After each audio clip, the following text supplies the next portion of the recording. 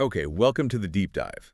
Today we're stepping into slightly different territory, looking at a piece of narrative literature. Yeah, not our usual market analysis. This is a story, a really powerful one, about a specific kind of property sale. Exactly. It's not really about the finances, the interest rates, none of that. This is about, well, what happens when the memories tied to a place are worth more than the asking price. And that emotional weight, it's huge here. We usually look at property as, an asset, bricks, mortar, land, a valuation. Right. But this story just strips that away right from the start. It forces us to look at the emotional equity, the life lived there, and frankly, the painful process of liquidating that life. It sets up this immediate contrast, doesn't it? The buyer sees a house, an opportunity maybe. Yeah. The seller, he sees his entire past. Everything. So our mission for you today, the listener, is to unpack this. What actually makes a property a damn hard acre to sell? We'll follow the story from that very first glance. That initial moment is key. The buyer pulls up, sees an old man tapping in a for sale sign.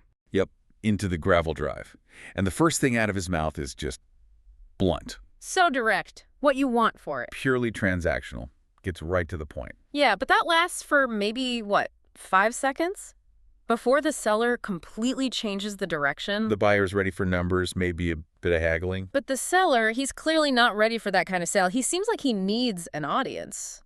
More than a buyer. He definitely does. Because instead of a price, what does he offer? He says, well, if you got time, I can show you around. A tour. He completely pivots from negotiation to, a forced guided tour, almost. But just before that, he does give one little nod to the practical side, right? Just one. Oh, yeah, he throws out the absolute basics, as the place has good bones and solid ground. The classic real estate line. Totally. The structural check mark. But it feels almost like an afterthought, like he had to say it before getting to what he really wanted to talk about. It's pretty much the last time he sounds like a typical seller in this whole exchange. And then the shift happens. The real emotional pivot. He needs time, pours a drink. And, this is crucial, he sheds a tear before he says anything welcoming. The sorrow comes first. Yeah. Then he looks at this complete stranger, the potential buyer, and says, son, you're gonna love it here. That line is so loaded, isn't it? It's arguably the most important line in that opening. Suddenly, the price isn't the main thing anymore. It's about this emotional handover. He's not just selling the physical structure. No, he's selling the possibility of happiness, the happiness he once felt there. He needs the buyer to understand that. Okay, I get the emotion, but couldn't you argue he's just sort of rationalizing it's a painful situation, maybe a financial failure he has to face? Is this validation thing really part of the deal, or just him working through his own stuff? I think it is part of the deal, maybe not written down, but it's absolutely a condition for the seller's peace of mind. Those tears, the drink. It's not just him processing, it's almost like he's vetting the buyer. Testing him. Yeah, trying to see if this person gets the true weight of what they're potentially taking on. If the buyer had seemed impatient or, dismissive, I bet the deal would have been off, regardless of the offer. So the real negotiation isn't about money. It's about worthiness. Yeah. The buyer has to somehow validate the life lived there before he's allowed to buy the actual land and building. It's like a requirement of stewardship. Less like a sale, more like, Yeah. like he needs an act of spiritual generosity from the buyer. Yeah. Trusting them with the legacy. And he needs that trust because the reasons he's selling are just devastating. This wasn't planned. No, not at all. He makes that crystal clear. I thought I'd be here till I died. That was the plan. But life had other ideas. 2 massive pressures forced him out, and neither was about the house itself falling apart or anything. The first one is just harsh reality, isn't it? Pure pragmatism. The money ran out. He says, the money ran out before my time. That's the first tragedy right there. Being pushed out of your final home by economics. The house is fine, but his ability to stay in it is gone. That's tough enough on its own, but then there's the other layer, the detail that really twists the knife. The personal loss. Yeah. It's not just the money, he says. Without her here, it's too much by myself. The loneliness. So it's the combination. The financial strain hits, but it's compounded by being alone. Yeah. Maybe if she were there, they could figure something out, find a way. Exactly, but the financial pressure plus the solitude. Yeah. It makes staying impossible.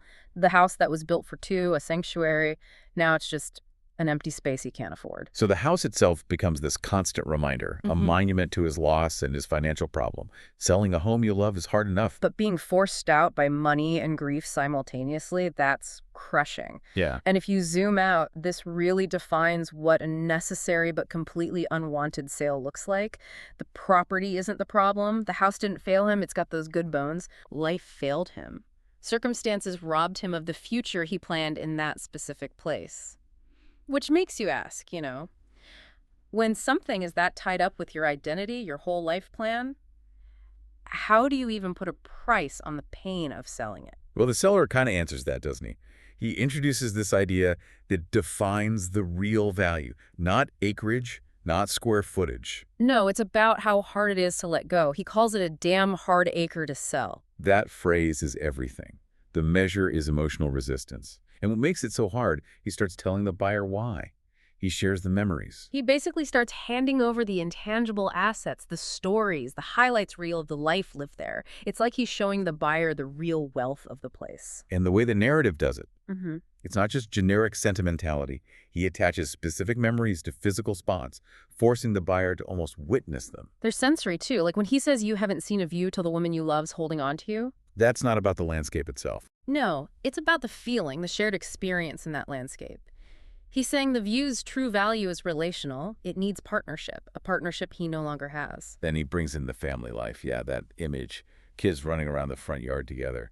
That gives the house its soul, right? The memory of it being full, used as intended by a whole family, and maybe the most powerful one. Yeah. That quiet moment, his partner whispering, "I can do this forever." Oof. Yeah, that promise of a shared future, made right there. It's now embedded in the silence of the place, a constant echo of a future that didn't happen. These stories, Yes. they're the real valuation. I think so. They function like emotional collateral.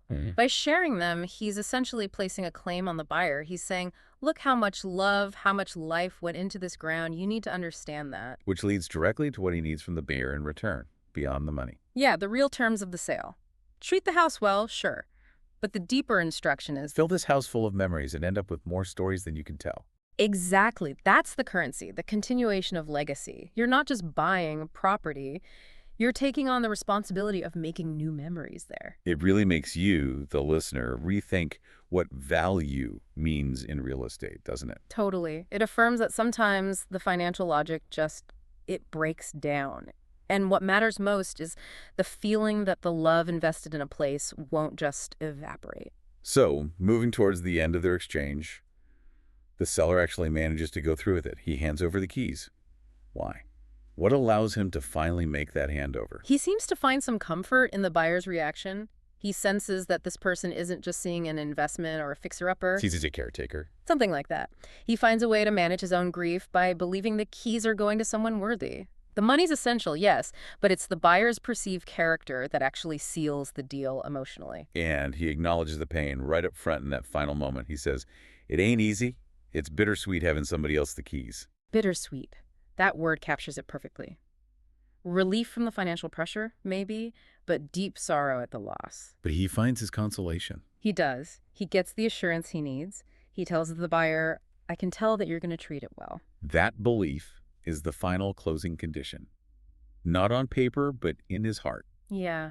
He doesn't need to haggle over the last dollar. He needs to know the house's story will continue, that it will keep collecting memories. So stepping back, the heart acre. It's not just land.